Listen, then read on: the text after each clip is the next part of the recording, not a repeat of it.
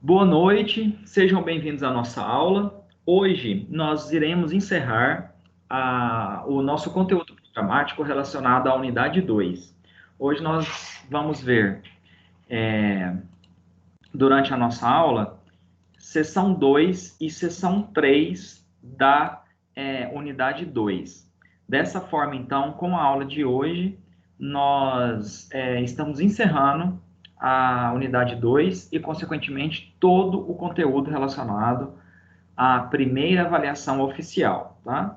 Essa avaliação oficial vai ser sem ser semana que vem, na outra, ao final da aula, porque alguns alunos vão entrando ao longo da aula, eu explico direitinho essa questão da nossa avaliação, tá?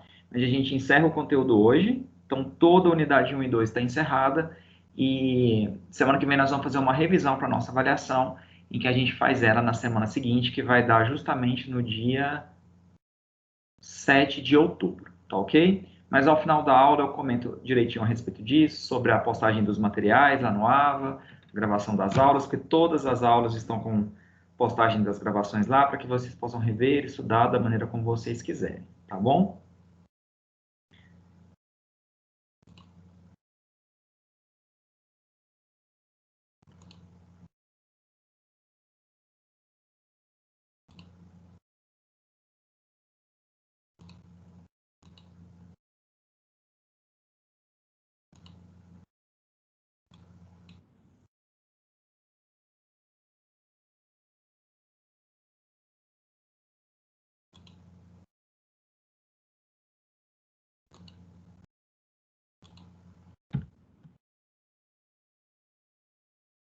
Então, hoje nós iremos falar a respeito das técnicas analíticas em uso na fitoterapia.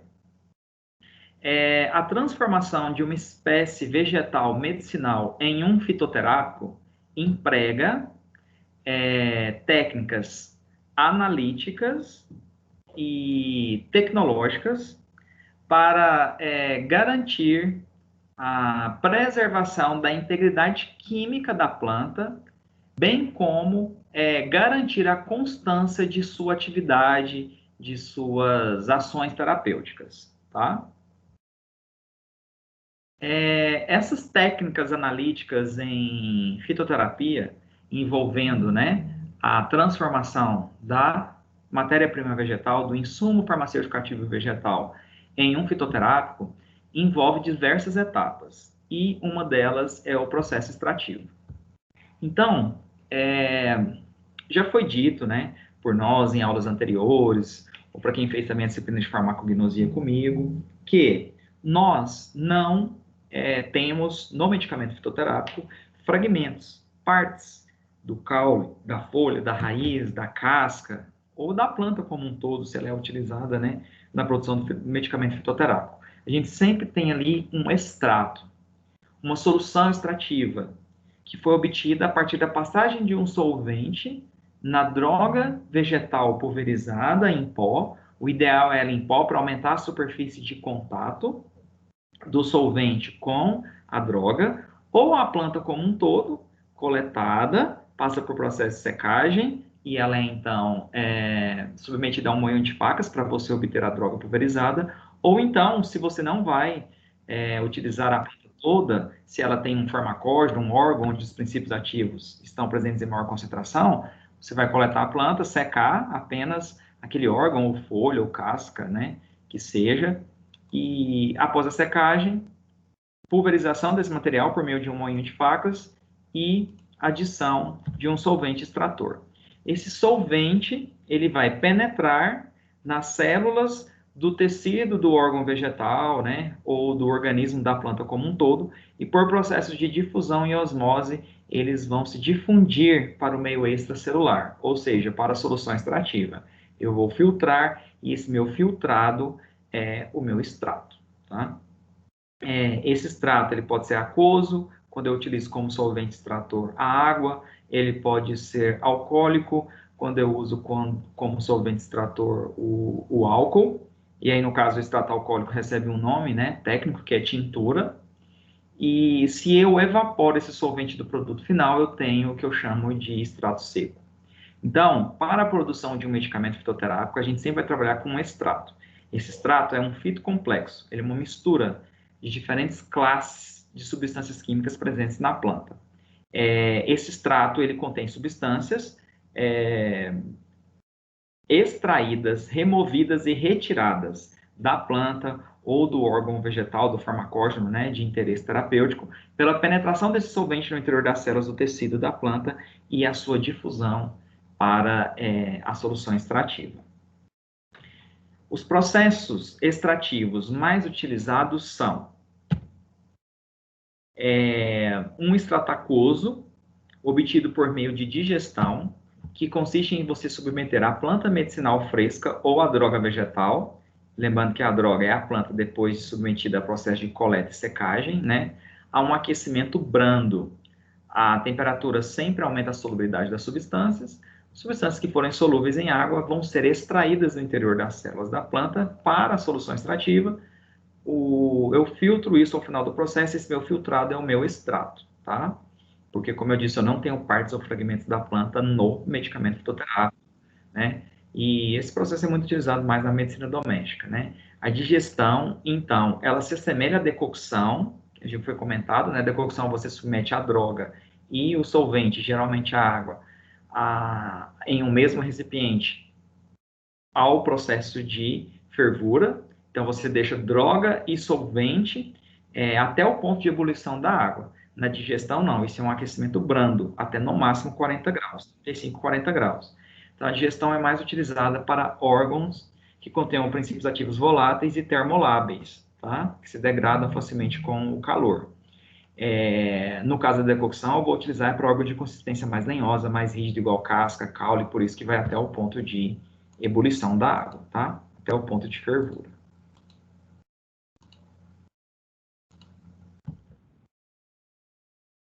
Então, a digestão é um extrato aquoso, que consiste em você submeter a planta medicinal fresca ou a droga vegetal a um processo brando de calor, sem deixar que a água atinja o seu ponto de ebulição, lá no máximo 35, 40 graus, em um recipiente de inox, né, ou de vidro, tá? Outra técnica extrativa muito utilizada e de grande praticidade, que não requer o uso de equipamentos específicos e especiais, é a maceração. A maceração geralmente é um processo utilizado para obtenção de extratos brutos. O que é um extrato bruto? É você remover a maior parte de classes de fitoquímicos ou de substâncias químicas com atividade terapêutica presente numa determinada droga vegetal. Geralmente, o extrato bruto é obtido utilizando-se etanol ou metanol a 70% ou 80%. Geralmente, o etanol, porque o metanol é mais tóxico, né? Praticamente todos os fitoquímicos, todos os grupos de metabólicos secundários, têm algum grau de solubilidade nessa mistura hidroalcoólica. Por isso que a gente fala que é um extrato bruto, porque arrasta tudo. A partir desse extrato bruto, eu posso fazer uma partição num funil de separação e obter diferentes frações utilizando solventes de polaridade crescente, por exemplo. Tá? Começa com solventes mais apolares até chegar em solventes polares, e aí, de acordo com a solubilidade em solventes orgânicos ou polares, você vai obtendo as diferentes frações a partir daquele extrato bruto. Tá? A maceração consiste em você colocar a droga vegetal, ou pode ser a planta medicinal fresca também, em um recipiente de vidro, inox ou PVC, deixá-los em contato íntimo e prolongado, em média por vários dias, 20 dias, com agitação esporádica, pelo menos de manhã, de tarde e de noite. Ao final do processo, você vai filtrar e obter a sua solução extrativa, ou seja, o seu extrato, tá? O solvente, por meio da penetração nas células dos tecidos que formam aquela droga vegetal, por processos de osmose e difusão, vão fazer com que essas substâncias venham para o meio extracelular, ou seja, para a solução extrativa, tá?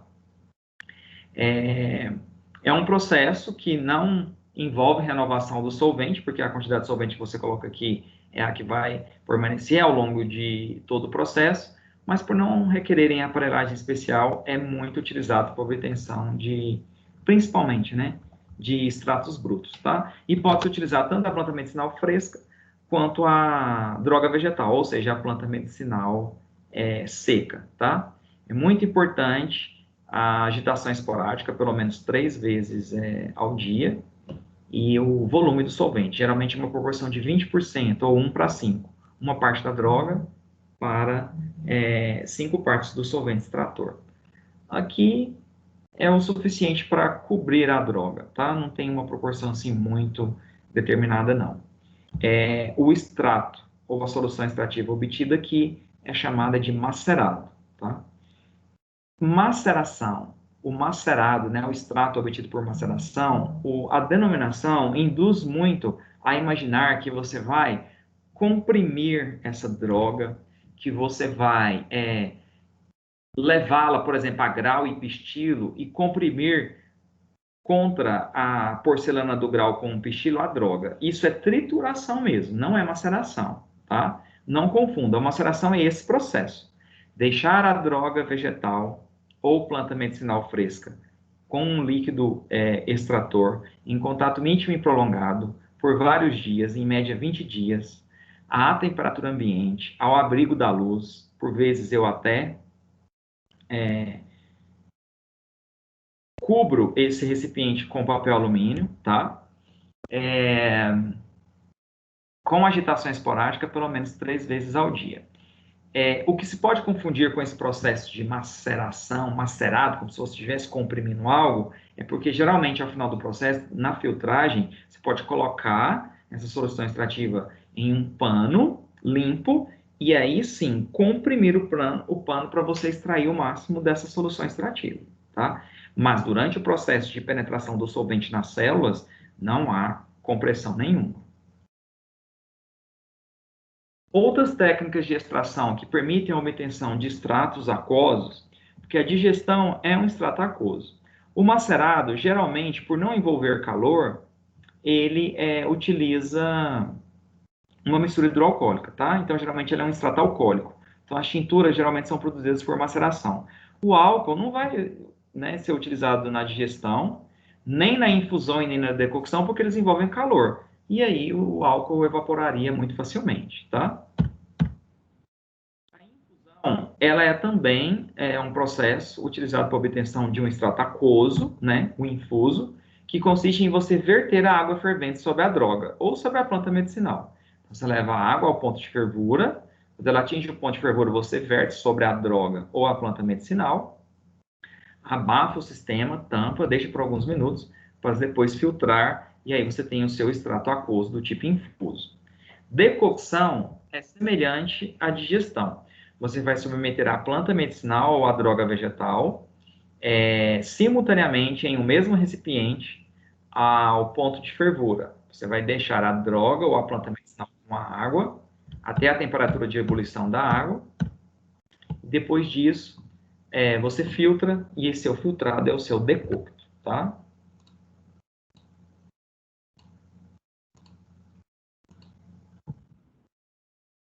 Apesar da figura aqui demonstrar o processo de decocção com folhas, ele não é utilizado geralmente para folhas, tá? Só se elas tiverem uma cutícula muito espessa, mas geralmente a decocção é para órgãos de consistência mais lenhosa, mais rígida, igual sementes, caules, raízes, cascas, tá? Para folhas e flores, que são órgãos de consistência mais delicada, geralmente se utiliza a infusão, tá? Muito utilizados na produção de chás, na medicina doméstica, mas na obtenção também de alguns produtos farmacêuticos. Por exemplo, sabonetes vaginais íntimos, que geralmente tem algum extrato de planta rica em tanino, o tanino é solúvel em água. Então, geralmente, ali presente o extrato é um decocto do barbatimão, Strychnodenta distringens, que faz a decocção com a casca e água, ou então da aroeira, tá? Esquinos terebintiforos, que é uma planta também rica é obtido por decocto. Digestão,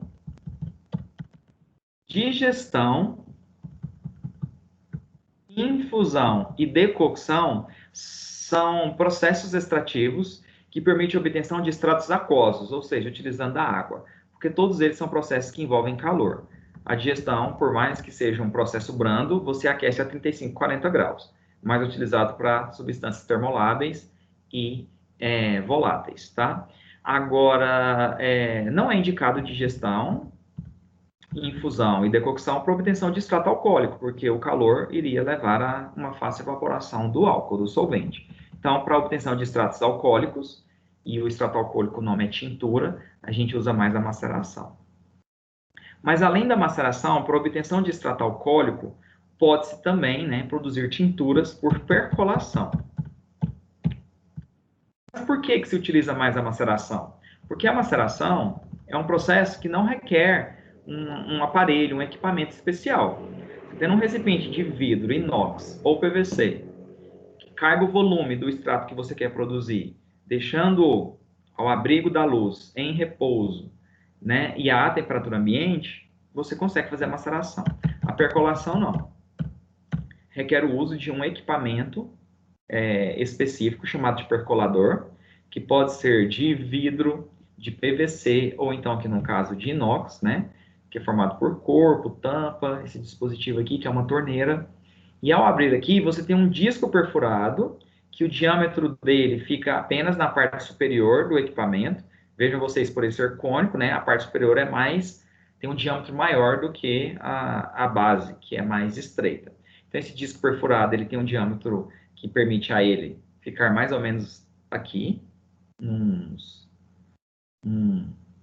quarto, um quinto, né, da altura do percolador. E esse disco é perfurado, ele tem umas aberturas, tá? Em que você vai colocar a droga vegetal. A droga vegetal não pode estar num grau de divisão que permita ela passar por esses poros, né? Ela tem que estar a um grau de divisão maior. E você geralmente completa o restante aqui do volume percolador com areia, que vai atuar como um filtro, tá? Ao contrário da maceração, não tem como eu utilizar na percolação a planta medicinal fresca, in natura, só a droga vegetal. Ou seja, ela depois de ter sido submetida a processo de coleta e secagem. Então, digestão, maceração, infusão e decocção, posso usar tanto a planta medicinal fresca quanto a droga vegetal, que é a planta medicinal depois que ela foi coletada e seca, tá? Mas a digestão, infusão e decocção permitem a obtenção de extratos aquosos, maceração geralmente de extratos alcoólicos, tinturas. A percolação é também para obtenção de extratos alcoólicos, tinturas, mas não tem como na percolação usar planta medicinal fresca. Aqui tem que ser droga vegetal. Ela tem que estar obrigatoriamente seca, tá? E na percolação, você faz espécie de uma maceração prévia, tá? A droga você vai colocar aqui no disco perfurado, como eu havia dito para vocês anteriormente, você tem que umedecer ela com um solvente, por exemplo, etanol 70%, e deixar ali numa maceração prévia por 4 horas. Ou seja, você vai umedecer aquela droga e deixar por 4 horas em maceração. O que é a maceração? Deixar a droga em contato íntimo e prolongado com o solvente, em repouso por um determinado período. Aqui no caso da percolação, essa maceração prévia é por um período de 4 horas. Depois disso, você vai tirar a tampa e vai acoplar um dispositivo que vai fornecer por gotejamento o solvente, que vai passar pela droga, por processo de osmose e difusão, vai retirar e remover as substâncias solúveis naquele solvente, que vão ser filtradas aqui pela areia, que eu falei para vocês que completa o restante do percolador. Com a abertura do dispositivo, você recolhe a sua solução extrativa, geralmente um extrato alcoólico, a tintura, tá? Ou percolado, né? Então, percolado ou macerado são processos extrativos utilizando geralmente uma mistura hidroalcoólica para obtenção de tinturas, extratos alcoólicos, né? E, geralmente você controla esse gotejamento aqui por 8 gotas por minuto para cada 100 gramas de droga, tá? E o fenômeno que explica o deslocamento do solvente aqui ao longo da droga é a força da gravidade, é um caráter cinético de lixiviação, né? Ele desloca a favor da força da gravidade.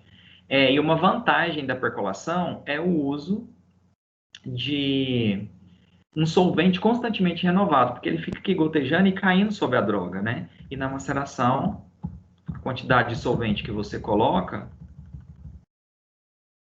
vai ficar ao longo de todo o processo, ao longo ali dos 20 dias, né? E por isso que a agitação ela é importante. Eu falei para vocês que tem que ter uma agitação esporádica, né? Pelo menos 3 vezes ao dia. Porque chega um momento que os fenômenos envolvidos para a passagem da substância do interior da célula para a solução extrativa é difusão e osmose. Então, o solvente que está aqui bem ao redor das partículas da droga e o meio intracelular, né, das células ali, das partículas daquela droga, eles entram num equilíbrio difusional. Com a agitação, você desloca um pouco, né, esse solvente e, de certa forma, renovando, por mais que você não coloque um solvente renovado, mas pelo menos tornando essa distribuição das substâncias mais homogêneas aqui na solução extrativa, tá? Essa é uma desvantagem da maceração. Pelo fato dela não requerer o uso de um equipamento especial, que é o percolado, né? O que acontece? Ela é mais utilizada do que a percolação, tá? A maceração. Em todos esses processos que nós descrevemos até aqui, são eles por obtenção de extratos aquosos, utilizando a água como solvente, ou extratos alcoólicos, utilizando uma mistura hidroalcoólica, geralmente etanol a 70% ou 80%, o meu extrato obtido é um extrato líquido, né? Permite a obtenção de um extrato aquoso, que é líquido, a maceração de um extrato alcoólico, uma tintura, que é líquida, a infusão permite a obtenção de um extrato aquoso, que é líquido, a decocção permite a obtenção de um extrato aquoso, que é líquido, a percolação permite a obtenção de um extrato alcoólico, né, uma tintura, que é líquida, tá? Existe ainda, além de extrato aquoso, extrato alcoólico, que é a tintura, o extrato fluido. O extrato fluido ele pode ser obtido por qualquer um desses processos aqui: digestão, maceração, infusão, decocção ou percolação. Desde que, ao final do processo, você pega o infuso, decocto, macerado ou percolado e você evapore esse solvente de modo a concentrar esse extrato, até obter a proporção de 1 para 1. Uma parte da droga para uma parte do solvente. Quando eu obtenho essa proporção, aí eu tenho o que eu chamo de extrato fluido. Mas ele pode ter sido produzido por qualquer um desses processos, desde que depois eu evapore parte do solvente para concentrar ele. O extrato fluido é um extrato concentrado, mas ainda assim ele é líquido. Então, até agora, a gente só falou de extratos líquidos. E se eu quiser um extrato seco? Para incorporar numa cápsula, por exemplo, para misturar a diluentes, aglutinantes, desintegrantes, lubrificantes e submeter a uma máquina de compressão e obter um comprimido. Eu preciso evaporar o solvente por completo ao final do processo, não só concentrar igual no extrato fluido. Então, para a obtenção de extrato seco, existe um equipamento que permite a obtenção já do extrato separado do solvente ao final, muito prático, de excelente tecnologia, que é o spray dryer, por uma metodologia chamada de spray drying. O spray dryer é um equipamento composto basicamente por 3 partes: um atomizador do solvente, uma câmara de secagem e um sistema de separação, tá? Nesse spray dryer, você vai colocar no equipamento a droga vegetal em pó. Droga vegetal em pó, pessoal, é diferente do extrato seco. O que é a droga em pó? É a planta medicinal coletada, secou, você vai o quê? Submeter ela a um moinho de facas para obter ela na forma pulverizada, em pó. Ela não foi submetida a nenhum processo extrativo, eu não coloquei solvente para extração de nenhuma substância ainda ali nela. Essa é a droga vegetal em pó. Para obter o extrato seco, eu tenho que adicionar um solvente líquido que vai penetrar nas células da droga vegetal, por difusão e osmose, fazer a retirada dessas substâncias para a solução extrativa. Ao final do processo, eu vou evaporar esse solvente, aí eu tenho o extrato seco. Aquela massa sólida ali são apenas de substâncias com atividade terapêutica. Não é a planta toda só depois de ter sido coletada e seca. Essa é a diferença entre a droga vegetal em pó e o extrato seco. O extrato seco ele já tem uma seleção muito maior de substâncias com atividade terapêutica presentes ali. E o spray dryer é um equipamento que realiza todo o processo. Então, como eu disse para vocês, ele é composto de 3 partes: um atomizador, uma câmara de secagem e um sistema de separação. O atomizador, por meio de um bico, vai aspergir o solvente na droga vegetal em pó. E aí eu vou ter ali, então, uma solução, suspensão ou emulsão de partículas sólidas da droga e líquida do solvente, submetidos a um sistema centrífugo e de alta pressão. Essas partículas sólidas e líquidas em solução, suspensão e emulsão, depois que o atomizador aspergiu o solvente na droga, ele vai ser deslocado para uma câmara de secagem. E um fluxo de ar quente proporciona a evaporação do solvente, que no sistema de separação vai ser recolhido separadamente do pó, ou seja, do seu extrato seco. Então você já recolhe o extrato aqui ao final do processo. Então é um equipamento assim de uma extrema praticidade de tecnologia e o mais utilizado para obtenção de extratos secos, tá? Quando se fala em métodos analíticos em fitoterapia, uma das técnicas mais utilizadas e descritas, inclusive na farmacopeia, como necessárias para identificação de constituintes químicos ou do perfil fitoquímico da droga, do fitoterápico, e para o isolamento também de substâncias com interesse terapêutico, é a cromatografia, tá? A cromatografia, né, ela é mais utilizada para o isolamento e separação de substâncias. Tem aquela história, né? O que Deus uniu, o homem não separa, mas a cromatografia tem que separar. Então, ela é uma técnica altamente eficiente no isolamento de substâncias, tá? Mas ela também permite elucidar o perfil fitoquímico, né? A constituição química de metabólitos secundários presentes na droga. Então, você pode ter um padrão de referência já descrito numa monografia de um determinado fitoterápico sobre quais fitoquímicos, alcaloides, taninos, quinonas, cumarinas, flavonoides, heterosídeos cardioativos, saponinas, né, que aquela droga venha a apresentar, tá? Nós temos diversas técnicas cromatográficas, principalmente a cromatografia clássica em coluna, que, assim, essa realmente está um pouco em desuso. Uma muito prática e de grande utilidade, que é a cromatografia em camada delgada, que é a que o livro de vocês descreve, e é a mais descrita nas monografias de fitoterápicos, na farmacopeia. A cromatografia líquida de alta eficiência, que é o HPLC, e você também tem a cromatografia gasosa, geralmente associada à espectrometria de massas. Na cromatografia, eu sempre trabalho com uma fase estacionária e uma fase móvel. O deslocamento da substância na técnica cromatográfica, a eluição, que a gente chama,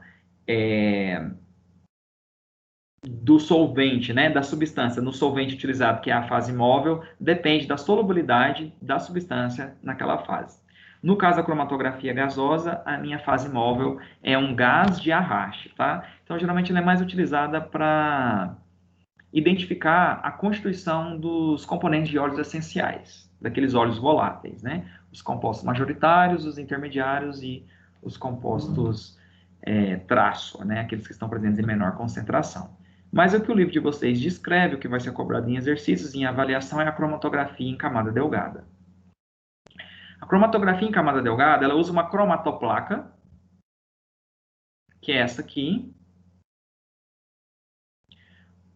constituída, né, a composição dela pode ser de vidro, de alumínio ou de poliéster, tá? E ela é revestida por um material absorvente, alumina ou geralmente sílica, tá? A cromatoplaca é a nossa fase estacionária, tá? Geralmente ela é acoplada no interior de uma cubeta de vidro, e nessa cubeta de vidro você vai colocar a fase móvel, ou seja, o solvente, aqui, ó. Na verdade, a cromatoplaca, com a aplicação da amostra, ela não é colocada na cubeta antes da adição da fase imóvel, não, que é o solvente, tá? Você tira a cromatoplaca daqui e você tem só a cubeta de vidro. Aí você adiciona o solvente, que é a fase imóvel, e tem uma marca, né, ou um nível máximo em que o solvente pode ser adicionado aqui na cubeta, e esse nível máximo ele é sempre abaixo do ponto de aplicação da amostra, tá? Ele tem que ser sempre aqui abaixo, e geralmente você satura a atmosfera dessa cubeta umidificando com o solvente que você vai utilizar como fase móvel é em um papel de filtro, e esse papel de filtro fica aderido aqui numa das paredes da cubeta. Aqui é porque esse papel de filtro está atrás da cromatoplaca, então ela está tampando ele, tá? Mas é o seguinte, imagine que essa cromatoplaca não esteja aqui. Você adiciona a fase móvel, que é o seu solvente, umedece um papel de filtro com esse solvente, adere ele aqui numa das paredes da cubeta, fecha a cubeta e deixa ali um tempo, para esse solvente evaporar e ocupar todo o espaço da cubeta. A gente fala saturar a atmosfera da cubeta.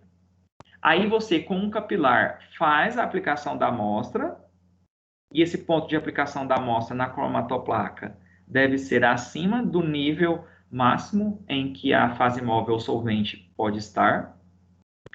E aí, por processos de adsorção, né, o solvente ele vai se deslocar ao longo da cromatoplaca e vai haver um deslocamento máximo desse solvente, geralmente aqui próximo à superfície, à extremidade superior da cromatoplaca, né? E aí, de acordo com a afinidade das substâncias presentes na sua amostra ali, no seu extrato, pela fase móvel, ela vai se deslocar a uma distância menor ou maior. Quanto maior for a afinidade da substância ou solubilidade dela pela fase móvel, pelo solvente utilizado, maior a distância que ela vai se deslocar ao longo da cromatoplaca. Quanto menor for a afinidade pelo solvente, significa que aquela substância vai ter mais afinidade pela fase estacionária, ou seja, pela cromatoplaca. Menor vai ser a distância percorrida por ela e menos ela vai se deslocar ao longo da cromatoplaca. Depois desse processo, você retira essa cromatoplaca e vai fazer a revelação dela em métodos físicos, utilizando luz UV ou utilizando reagentes químicos cromógenos, tá? Que vão te dar um padrão de bandeamento.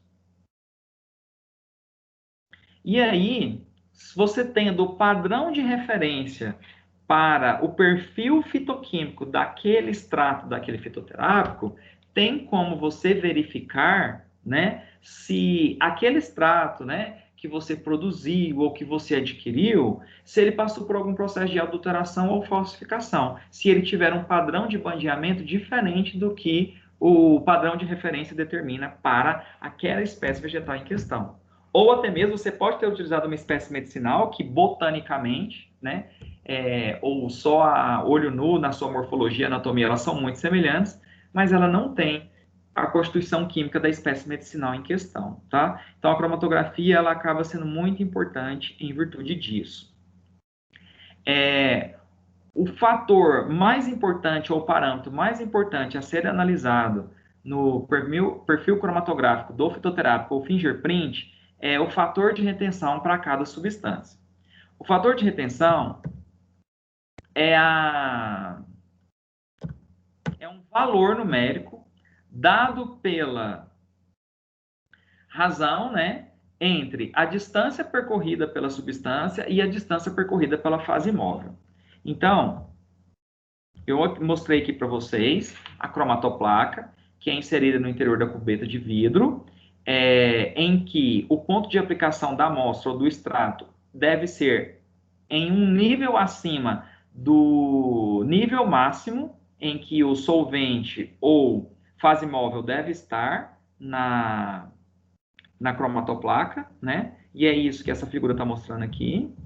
Olha lá, o nível máximo da fase móvel. Então, o solvente dentro da cubeta só pode chegar até aqui. E o ponto de aplicação da amostra, do extrato, né, lá a partir do fitoterápico, deve ser acima desse nível máximo da fase móvel. Você faz essa aplicação com um capilar, né?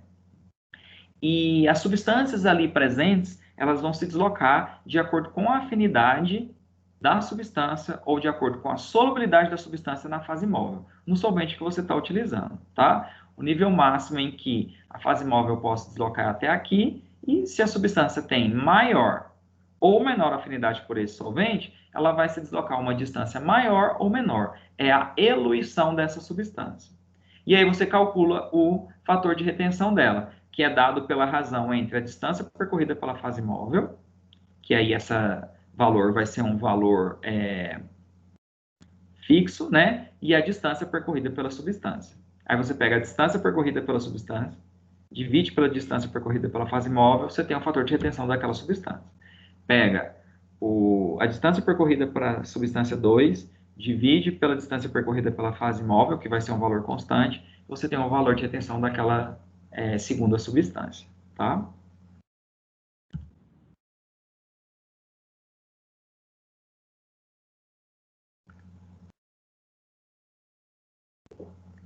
Dentre as técnicas analíticas em fitoterapia, é muito importante também a prospecção fitoquímica, tá? Essa prospecção fitoquímica, pessoal, ela é uma receitinha de bolo, tá? Ninguém decora essa técnica, ela deve ser consultada por meio dos testes de reação e você segue o passo a passo ali. Eu postei a apostila da prospecção fitoquímica para vocês, eu vou mostrar aqui. Isso não é cobrado em prova, isso é mais conteúdo da matéria de farmacognosia, mas para que vocês tenham, né, essa técnica da prospecção fitoquímica completa. Tá aqui na unidade 2.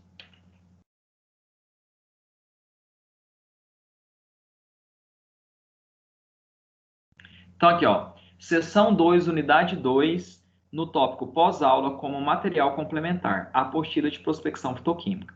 Então, ao clicar aqui, você tem toda a técnica de prospecção fitoquímica, tá? Para vocês terem, para quem trabalha nessa área, né, com métodos analíticos de fitoterápicos em alguma indústria, e para que vocês possam consultar, né, dar uma lida, mas ninguém tem que decorar essa técnica, tá? Em que consiste a prospecção fitoquímica, pessoal?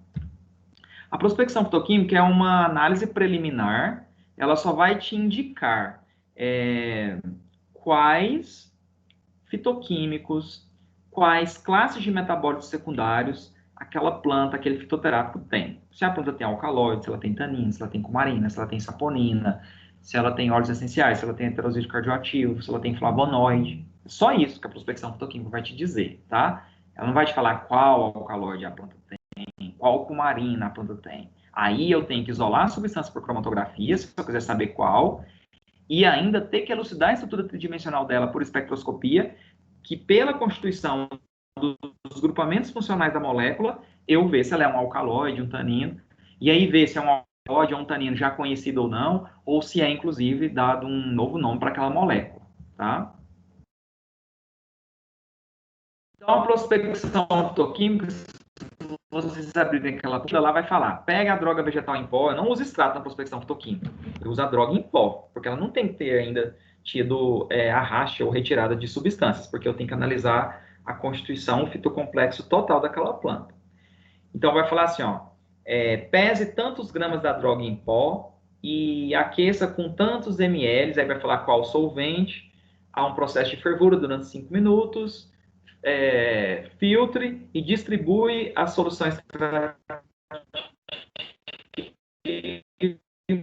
em tubos de ensaio. Vai pedir para aquecer a droga em pó com água. Se for para fazer o teste para tanino, vai falar para aquecer a droga em pó com água.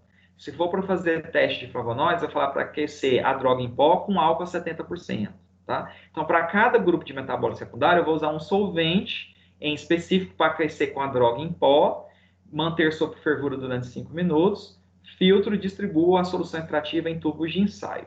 No teste para alcaloides, eu vou adicionar alguns reagentes, e eles reagente de Mayer, de Sonesquen, de Ager, de Dragendorf, que é esse vermelhinho aqui. E aí lá na apostila vai falar, se a solução extrativa mudar de coloração e ocorrer a formação de precipitado, essa areinha aqui, ó, significa que a droga tem alcaloide. Se houver apenas a mudança de coloração e não houver a formação de precipitado, a droga não tem alcaloide, aquela planta não tem alcaloide, tá? Essa aqui, no caso, né, tem. E por que, por exemplo, aqui são 6 tubos de ensaio? Nunca o teste é feito com um reagente só, porque nem sempre eles são muito evidentes os resultados. Igual, por exemplo, isso aqui.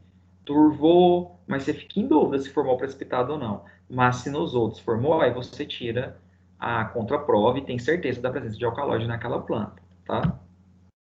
Isso aqui é teste para verificar se a planta tem heterosídeo cardioativo. Heterosídeo cardioativo, a molécula, para quem lembra lá da farmacognosia, tem 3 partes.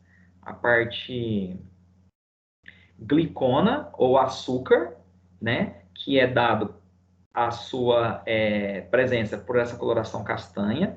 a parte aglicona ou genina, que tem um anel, um grupo esteroidal, né, um núcleo esteroidal, esteroide, e um anel lactônico.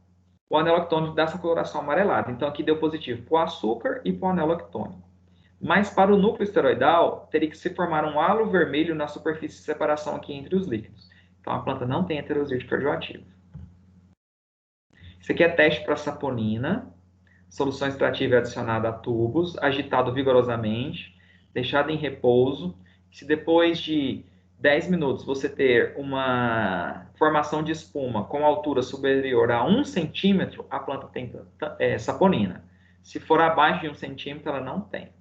Aqui foi da planta do meu mestrado, isso aqui tem meio centímetro, então ela não tem saponina, tá?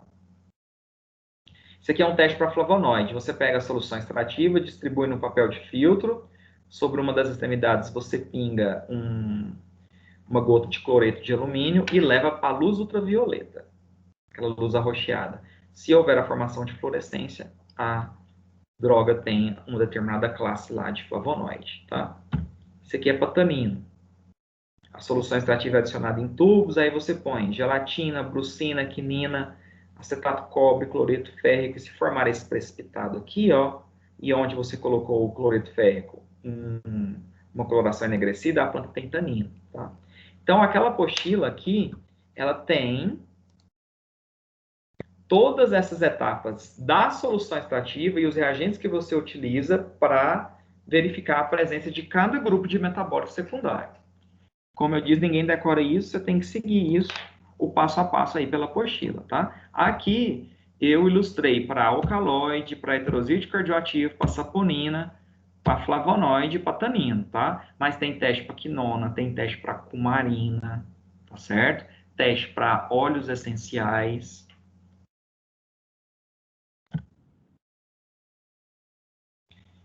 Dentre os testes de pureza e integridade envolvendo fitoterápicos, para verificação da pureza, a gente tem determinação de matéria estranha, a teor de umidade, teor de cinzas e o teor de marcadores, tá?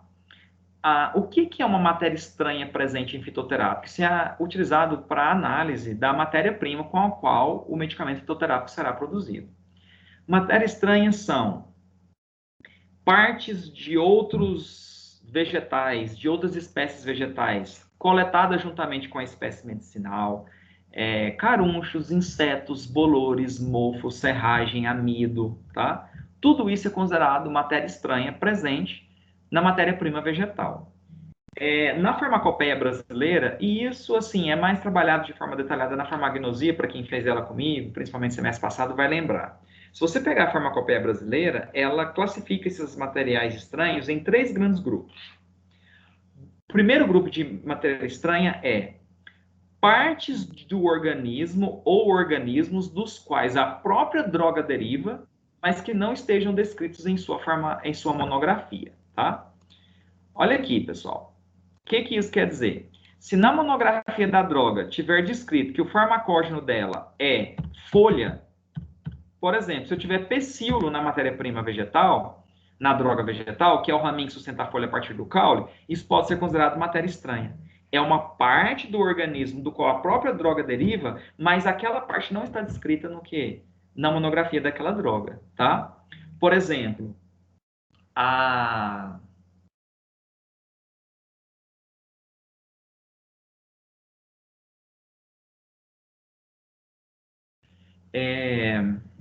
camomila, tá? O farmacógeno dela são os capítulos florais, utilizados lá na produção do chá com ação calmante, né? O raminho que sustenta a flor a partir do caule é chamado de pedúnculo floral ou pedicelo. Se na matéria-prima ou na droga vegetal eu tiver pedúnculos florais com tamanho superior a 2 centímetros, isso é considerado material estranho, pertencente ao primeiro grupo. Partes do organismo ou organismos dos quais a própria droga deriva, mas não estão descritos em sua monografia. O segundo grupo são partes do organismo dos quais a droga não deriva. Então, isso envolve qualquer outra espécie medicinal que não é a droga vegetal em questão. Ora, Se partes do organismo, organismos dos quais a própria droga deriva, não estejam descritos na sua monografia, são considerados matéria estranha, quem dirá, então, partes de outras espécies vegetais, né? E nesse segundo grupo estão inseridos também insetos, roedores, mofo, bolores, né? Outros organismos que não planta, mas insetos, animais, fungos, tá? E o terceiro grupo de matéria estranha são aqueles de natureza mineral, inorgânicos, como areia, terra, e orgânicos, como açúcar, o amido, tá? O teor máximo permitido, quando não descrito na monografia da droga, padronizado em farmacopeia, é de 2%. Então, por exemplo, em 100 gramas de droga, eu posso ter no máximo 2 gramas de material estranho. Aí a matéria-prima ainda assim é aprovada, tá? Mas é no máximo 2%, tá? Em 50 gramas de droga, eu posso ter no máximo 2%. Então, eu posso ter no máximo o quê? 1 grama de matéria estranha, tá? Determinação de água ou teor de umidade na droga. Toda droga vegetal que foi à planta medicinal após o processo de coleta tem que ter passado por um processo de secagem. A secagem é muito importante para a conservação da droga.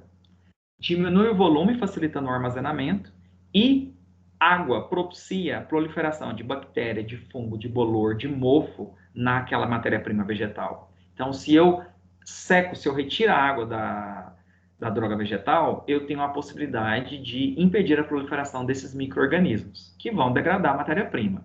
E também a degradação daqueles princípios ativos por enzimas ocorre quando ainda há presença de água na droga vegetal, tá? São os processos enzimáticos, os sistemas enzimáticos das células do próprio tecido vegetal são capazes de degradar esses princípios ativos por reações de hidrólise, ok? Então, por isso que a secagem é um processo extremamente importante. Essa secagem, ela pode ser feita de diferentes formas, naturalmente, à sombra, à temperatura ambiente, né, ao sol, ou por meio de processos artificiais, estufa, câmara com circulação forçada de ar, ou em um liofilizador, ok? O teste mais utilizado para determinação de água é o teste gravimétrico. Em que consiste esse teste? Você vai em um cadinho adicionar 2 a 5 gramas da droga vegetal depois que ela foi seca. Não é a planta medicinal fresca, é depois de seca para eu saber se esse teor de umidade está dentro do que é permitido na farmacopeia, que é entre 8% e 14%, tá? Então, você vai pesar em um cadinho 2 a 5 gramas da droga vegetal, depois que você submeteu ela ao processo de secagem, para eu testar se a secagem daquela droga foi eficiente e está dentro do parâmetro permitido na farmacopeia, que é entre 8% e 14%. Anoto esse valor, né, e levo isso para aquecimento em estufa a 100, 105 graus, tá?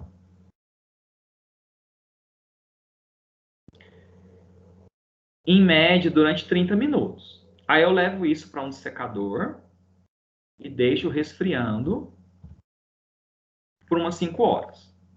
Aí eu vou e peso de novo o cadinho com a droga. Então, eu tive um peso inicial, aí depois que ela passou pelo primeiro ciclo de aquecimento e resfriamento, eu tiro esse cadinho do interior do secador e peso. Aí eu vou levar de novo para aquecimento em estufa. Vou retirar da estufa e vou levar para resfriamento no secador. Peso. Aí, de novo, eu levo para aquecimento e vou fazendo isso. Toda vez que eu pesar, eu vou pegar esse valor da pesagem e vou subtrair da pesagem anterior. Quando eu fizer essa subtração, tiver uma diferença superior a 5 miligramas na pesagem, aí o que acontece, pessoal? Aí eu paro o ciclo de aquecimento e resfriamento e utilizo os valores para determinação do teor de água da droga, tá? Eu vou precisar de quais valores? Do cadinho vazio. Então, antes de começar todo o processo lá e de pesar a droga, né, 2 a 5 gramas dela dentro do cadinho, eu tenho que pesar ele vazio. Aí depois que eu adicionar 2 a 5 gramas de droga, eu levo para balança para ver de novo agora o valor dele com a droga vegetal, digamos assim, úmida, né? E mesmo que eu tenha realizado vários ciclos, é a minha última pesagem que é o peso do cadinho com a droga seca, digamos assim. E aí eu faço as contas. Olha lá. Peso do cadinho mais a amostra úmida. É esse valor aqui. É a pesagem no cadinho antes de ter começado o primeiro ciclo de aquecimento e resfriamento. Subtrai do peso do cadinho com a amostra seca. Foi minha última pesagem. Não interessa quantos ciclos eu fiz, quantas pesagens eu fiz. É a última. Quando ela deu lá a diferença superior a 5 miligramas. Aí, dividido pelo peso do cadinho com a amostra úmida de novo, que é esse valor aqui, menos o peso do cadinho vazio, sozinho, e multiplico por 100 para eu já ter o valor em porcentagem. E aí, esse resultado tem que dar entre 8 e 14. Senão, quanto à determinação de água ou teor de umidade, a matéria-prima vegetal tem que ser reprovada, tá? Então, dentro dos testes de pureza e integridade, os mais importantes e descritos na farmacopeia para a matéria-prima vegetal são determinação de matéria estranha,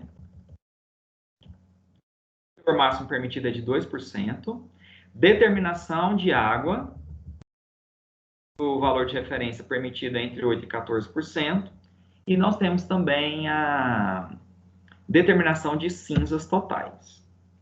Cinzas é um teste, uma metodologia utilizada para drogas vegetais para você verificar a constituição mineral inorgânica presente na droga. Quando eu falo cinzas totais, eu estou falando tanto de cinzas fisiológicas, que são os minerais presentes na droga, porque os organismos vivos são formados por biomoléculas orgânicas, aminoácidos, proteína, lipídio, carboidrato, ácido nucleico, vitaminas, e a parte mineral. A parte mineral são as cinzas fisiológicas. E eu tenho também as cinzas, que a gente chama de cinzas insolúveis em ácido, que são os componentes silicosos que podem estar aderidos à droga no momento de coleta, que são areia e terra.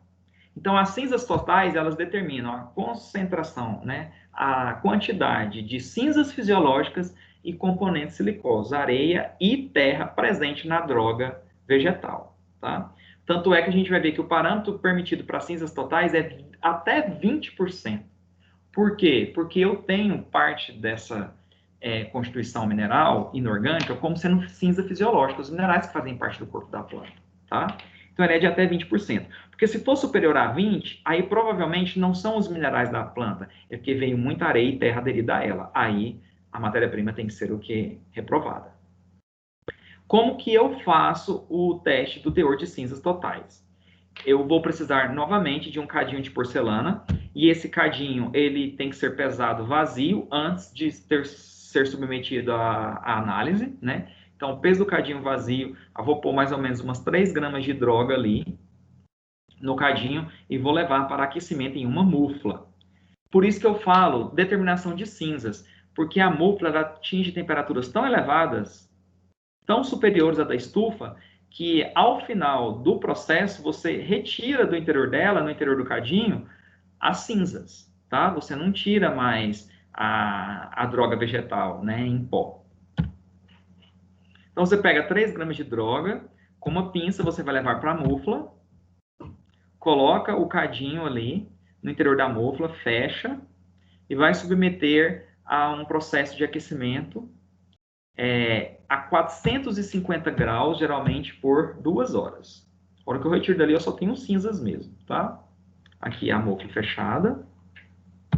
E aí, pessoal, eu vou colocar o peso do cadinho mais cinzas, depois que eu tirei ele ali do interior da mufla, menos o peso do cadinho vazio, dividido pelo peso do cadinho com a amostra úmida, que foi quando eu coloquei aqui as 3 gramas de droga, aí eu coloco dentro do cadinho, levo e peso e vejo esse valor. Menos o peso do cadinho vazio novamente, multiplico por 100. E aí eu tenho o teor de cinzas, e esse teor é de, no máximo, 20%, para que a matéria-prima vegetal não seja reprovada, tá? Um outro teste de pureza e integridade que envolve um método analítico em fitoterapia é a análise quantitativa de marcadores. Os marcadores são grupos ou classes de substâncias químicas presentes na droga, que substâncias químicas são essas? Os fitoquímicos, os compostos fenólicos, flavonoide, tanino, cumarina, quinona, os nitrogenados, alcaloides e os terpênicos, óleos essenciais, saponinas e heterosídeos cardioativos, tá? Então, o marcador é um componente ou um grupo de substâncias químicas, alcaloides, ácidos graxos, flavonoides, entre outros, presentes na matéria-prima vegetal. O marcador é utilizado como referência para o controle de qualidade, tanto da matéria-prima em si, como do fitoterápico, tá? Nós vamos ter dois tipos de marcadores presentes no fitoterápico. A gente pode ter marcador ativo e marcador analítico. O marcador ativo é aquele presente na droga vegetal e que possua alguma correlação com a sua atividade terapêutica. E o analítico é uma substância química ou uma classe de substâncias químicas que não tem relação com a atividade terapêutica daquela planta. Entretanto, ele é caracteristicamente constituinte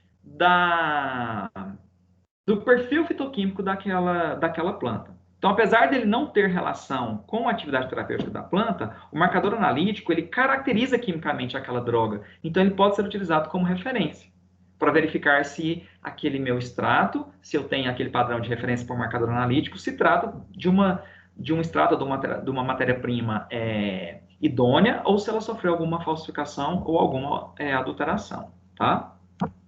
Então, eu tenho o marcador ativo e eu tenho o marcador analítico.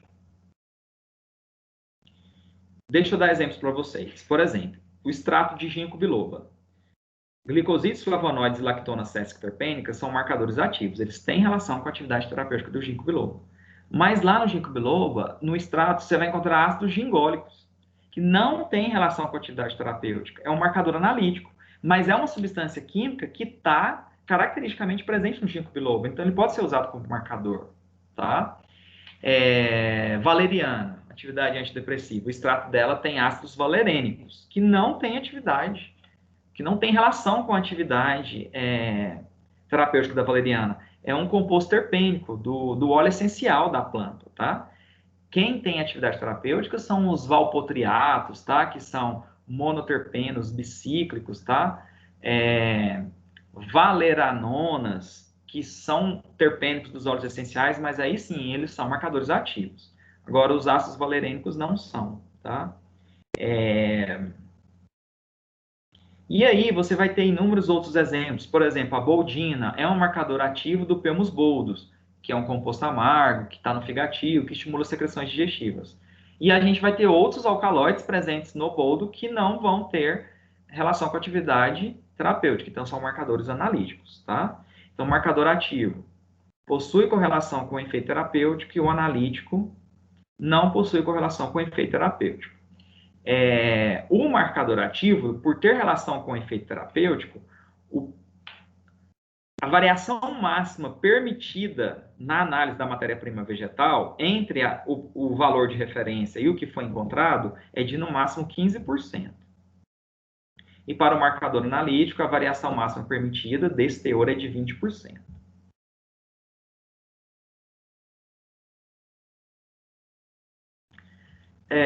Dentre, pessoal, as análises de efeito farmacológico e toxicológico realizadas para fitoterápicos, nós temos aqueles testes pré-clínicos que são realizados em animais, em cobaias, e só após a obtenção de resultados positivos e que direcionem segurança para a testagem daquele fitoterápico em humanos, é que eu passo para os ensaios clínicos de fase 1, fase 2, fase 3 e fase 4, né?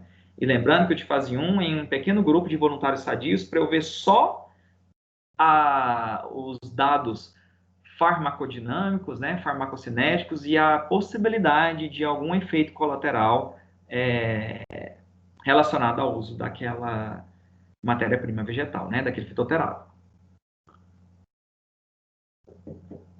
Nos ensaios pré-clínicos realizados em animais e cobaias, os parâmetros analisados são estudos de toxicidade de dose única aguda. Dose única aguda porque é a análise dos efeitos gerados pela administração do fitoterápico em um período de 24 horas em 2 espécies de mamíferos, e esses mamíferos serão analisados por 14 horas seguintes após a administração do fitoterápico. Estudos de toxicidade de doses repetidas, você vai administrar em diferentes intervalos e doses por um período superior a 24 horas do fitoterápico em 2 espécies de mamíferos, e sendo que uma delas não pode ser de roedores. Eu também preciso administrar o fitoterápico para cobaias, né, que estejam prenhas, para analisar os efeitos do uso daquele fitoterápico nos embriões, os estudos de toxicidade reprodutiva, ou seja, de uma forma mais simplificada, verificar se o fitoterápico tem a capacidade de ter algum efeito teratogênico, de levar a malformações. Estudos de genotoxicidade, estudos relacionados à genética, ou seja, verificar a possibilidade daquele fitoterápico induzir a mutações gênicas ou mutações cromossômicas, aberrações cromossômicas do tipo estruturais ou numéricas, que são as principais responsáveis pelas síndromes genéticas, né? Então, é verificar o potencial mutagênico do fitoterápico, é o estudo de genotoxicidade. Estudos de tolerância local, eu analisar o comportamento ou os efeitos do insumo ativo, do princípio ativo do fármaco e dos adjuvantes farmacêuticos, dos recipientes da forma farmacêutica daquele fitoterápico nos órgãos em que ocorrer a aplicação daquele medicamento. Por isso que é tolerância local. Então, eu verificar o comportamento e os efeitos do medicamento, tanto dos insumos ativos quanto dos recipientes, dos adjuvantes ou dos veículos, no local da via de administração daquele fitoterápico em questão. Se ele vai ser oral, se ele vai ser tópico, né? Aí vai depender. Estudos de carcinogenicidade é verificar a possibilidade dos fitoquímicos presentes naquele fitoterápico induzirem a multiplicações desordenadas de células, ou seja, induzirem a carcinomas, a tumores, ou seja, o potencial cancerígeno, né, do fitoterápico. Estudos de interesse para avaliação da segurança farmacológica. Consiste em verificar os efeitos farmacodinâmicos indesejados, ou, trocando em palavras, os efeitos colaterais indesejados ou efeitos adversos no sistema cardiovascular, nervoso e respiratório, e em outros, caso haja uma necessidade de análise, mas é principalmente no nervoso, no cardiovascular e no respiratório. E por último, os estudos de toxicocinética, que consiste em verificar a relação entre dose e tempo para analisar a distribuição daquela droga no corpo, eventuais tecidos de acúmulo, e a farmacocinética estuda isso, né? Se a farmacodinâmica estuda o que a droga faz com o corpo, a farmacocinética estuda o que o corpo faz com a droga. Por isso que na farmacocinética você estuda os processos de absorção, distribuição, metabolização e excreção do corpo, né? Então, ali você está analisando a relação entre dose e tempo. Então, a administração de determinada dose vai levar quanto tempo para a droga ser depurada, eliminada do corpo, e se houve o acúmulo em algum tecido em especial após a administração dela. Então, isso é os estudos de toxicocinética.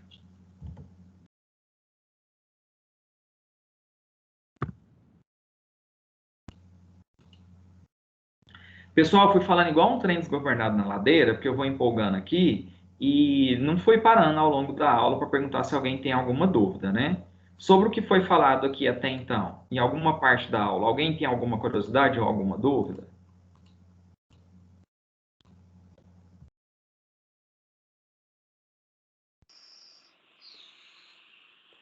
Professor, explica de novo aquela parte da divisão lá da... aquele que lá que é maior que 5 lá. A determinação de água ou os 3 grupos da matéria estranha? Esse daí, De água. de água. O método gravimétrico consiste em você colocar em um cadinho 2 a 5 gramas da sua droga vegetal, depois da sua matéria-prima vegetal já ter passado por processo de secagem. Você coletou a planta medicinal, secou, aí depois de seca, você vai verificar se essa secagem foi eficiente para estar dentro do parâmetro determinado pela farmacopeia, que é entre 8% e 14%. Então, eu coloco de 2 a 5 gramas em um cadinho, tá? Peso. Esse cadinho vazio tem que ter sido pesado antes também. E vou levar para um primeiro ciclo de aquecimento e resfriamento. Então, vou levar para a estufa durante meia hora a 100, 105 graus. Retiro da estufa e levo para um processo de resfriamento em dessecador por 5 horas. Tiro a escadinha do interior do secador e peso ele. Após essa pesagem, eu vou para um novo ciclo de aquecimento em estufa, resfriamento no dessecador. Peso.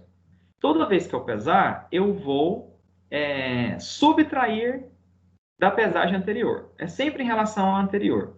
E eu vou realizar esse processo de aquecimento e resfriamento até que entre uma pesagem e a pesagem anterior, né, entre duas pesagens consecutivas, eu obtenho uma diferença superior a 5 miligramas. Por quê? Porque a cada processo de secagem em estufa, aquela minha amostra da droga, ela vai perder mais água ainda. E quanto mais água ela perder, isso vai diminuir o seu peso. Então, por isso que isso vai chegar uma hora que vai dar uma diferença superior a 5 miligramas. É quando eu vou parar o processo. E aí, para ver o meu teor de água, que tem que dar entre 8 e 14, se dá uma matéria-prima reprovada, eu faço as contas. Eu vou pegar o peso do cadinho com a amostra úmida, que é esse primeiro peso aqui, antes do primeiro ciclo de aquecimento e resfriamento. Vou subtrair do peso do cadinho mais a amostra seca, que aí vai ser a minha última pesagem, independente de quantos ciclos ou quantas pesagens eu tenha feito, necessárias, né, para chegar até essa diferença superior a 5 miligramas. Vou dividir pelo peso do cadinho com a amostra úmida, que é esse valor aqui de novo, menos o peso do cadinho vazio, que foi antes de ter colocado a amostra úmida, o cadinho lá antes de eu utilizar ele. Essa divisão eu multiplico por 100 e já obtenho o valor em porcentagem que tem que dar entre 8 e 14. Tá? Entendi. Obrigada. Por nada. Pessoal, mais alguma dúvida em alguma parte da aula?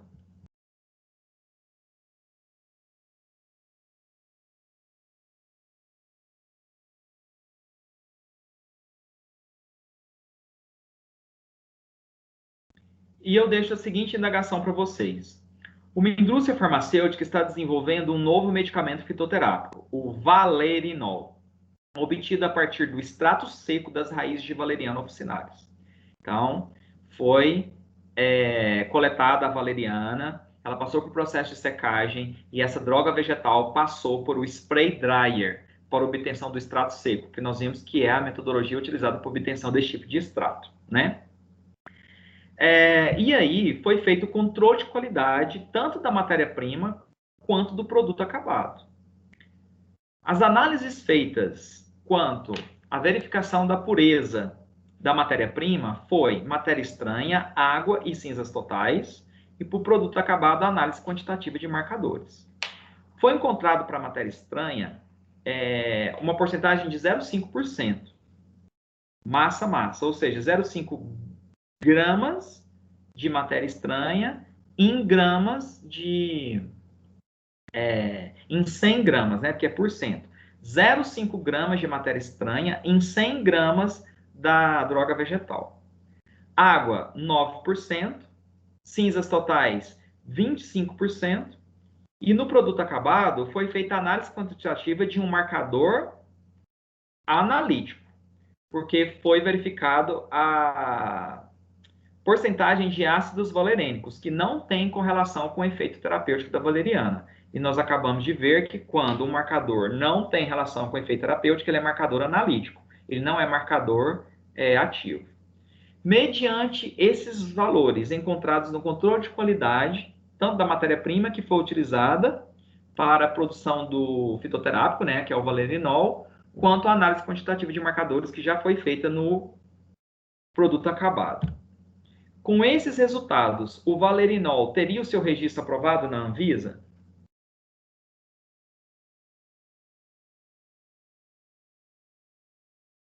E aí?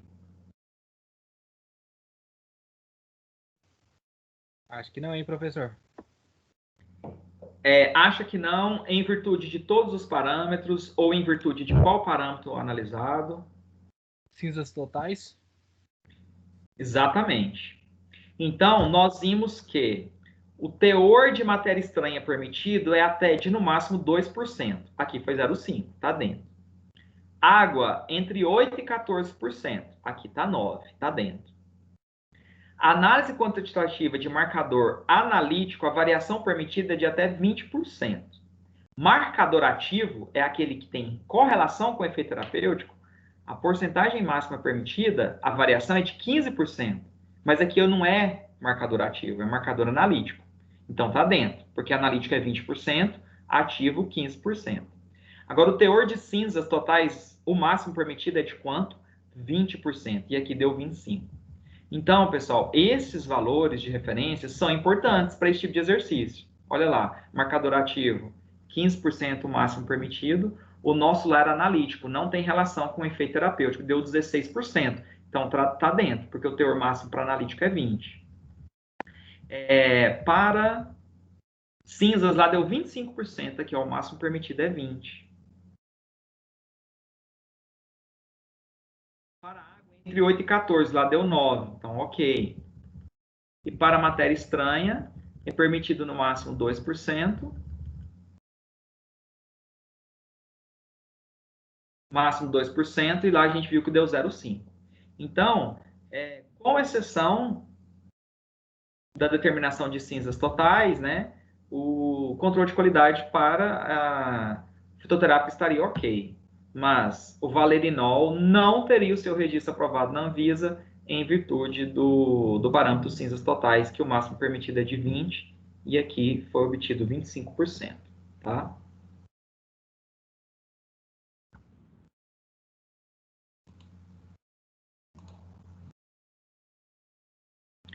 Bom, pessoal, a postagem de material no AVA para vocês, vocês acessam aqui seção por seção e por unidade. Elas aparecem assim.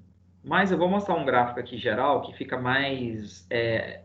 você tem uma visão como um todo dessa postagem, vocês não têm esse tópico aqui, porque isso é só para a postagem do professor, mas ele vai aparecer para vocês aqui dessa maneira. Mas para não precisar de ficar clicando aqui seção por seção, senão a gente não otimiza o nosso tempo,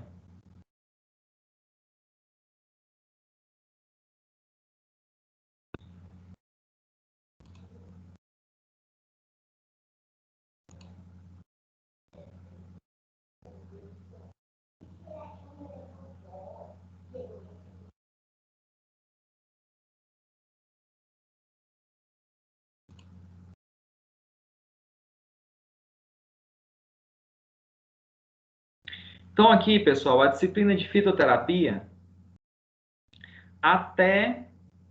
Opa, esse aqui é o estágio.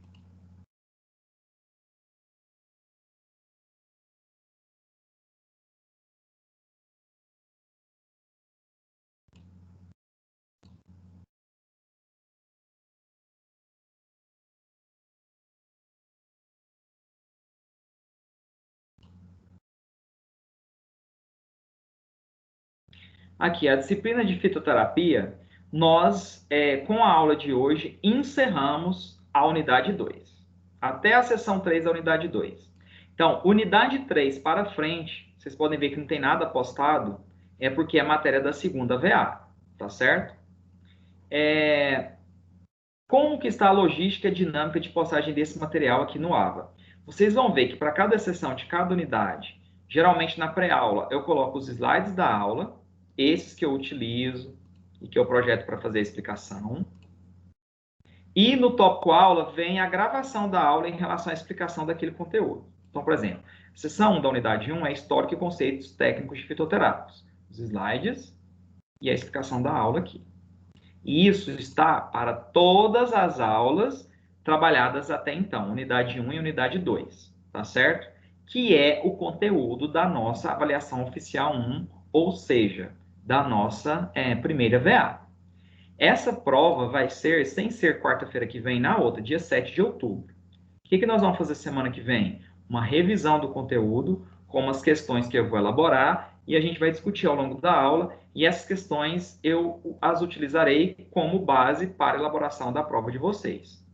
Coordenação não passou para mim ainda, e eu só consigo precisar isso para vocês semana que vem. Como que vai ser essa prova? Na verdade, assim, que vai ser um link, que ela vai ser online, isso não tem dúvida. Estou querendo dizer que hora que esse link vai abrir lá no dia 7, que hora que ele vai fechar, tá certo? O que é que se sabe até agora? Vai disponibilizar um link. Agora, em qual sessão e qual unidade? Aí isso aí tem que esperar a coordenação falar, porque isso tem que ser padronizado para a faculdade toda. Vale 1.000 pontos. São 10 questões de marca X e 4 discursivas. E é isso. E unidade 1 e 2, que é o conteúdo. Isso é o que está determinado. Preciso saber em qual sessão, em qual unidade eu vou poder postar o link, e que horas que ele vai abrir e que horas que ele vai fechar no dia 7, tá?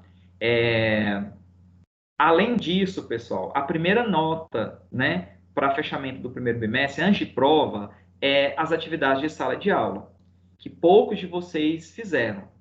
Está na seção 3 da unidade 2, no tópico aula, tem um link para você acessar essas atividades de sala de aula. Na verdade, a prova vai ser desse mesmo jeito, vai ser disponibilizado um link também, tá? A diferença é que a prova vai ter questão discursiva também. Essa atividade aqui é só questão objetiva. E aí esse link te leva para um formulário do Google, que vai ter 10 questões valendo 100 pontos. Cada questão que você acertar vale 100 pontos, então 10 vezes 100, você tem o total dos 1.000 pontos. E você só tem uma tentativa para fazer. Depois você marcou as alternativas e enviou o formulário, não tem como retornar. Esse link fecha dia 29, terça-feira que vem. Então, na nossa aula da semana que vem, não dá mais tempo de eu avisar sobre isso, porque ela já vai ter encerrado na terça-feira anterior. Avisem os colegas, tem poucos de vocês que participam das aulas ao vivo, poucos fizeram, e aí geralmente os que fizeram são justamente esses que estão presentes aqui, assistindo a aula toda quarta-feira. Então põe nos grupos, avisem e divulguem amplamente entre os colegas, por favor, porque depois que esse link fechar dia 29, não adianta, nem choro e nem ranger de dentes, que ele não abre de novo, tá? Nós vamos ficar combinando dessa forma, então. Semana que vem é uma revisão para a prova, com as questões que eu vou elaborar, semelhantes ao que eu vou cobrar na prova, né, no mesmo nível, como uma forma de revisão, fixação mesmo do conteúdo. Para essas atividades de sala de aula, vocês têm aí a gravação das aulas, né? Aulas ao vivo. Você tem os slides, que você vai usar tanto para essa atividade, como para fazer a prova também, tá? Alguma dúvida ou questionamento, pessoal?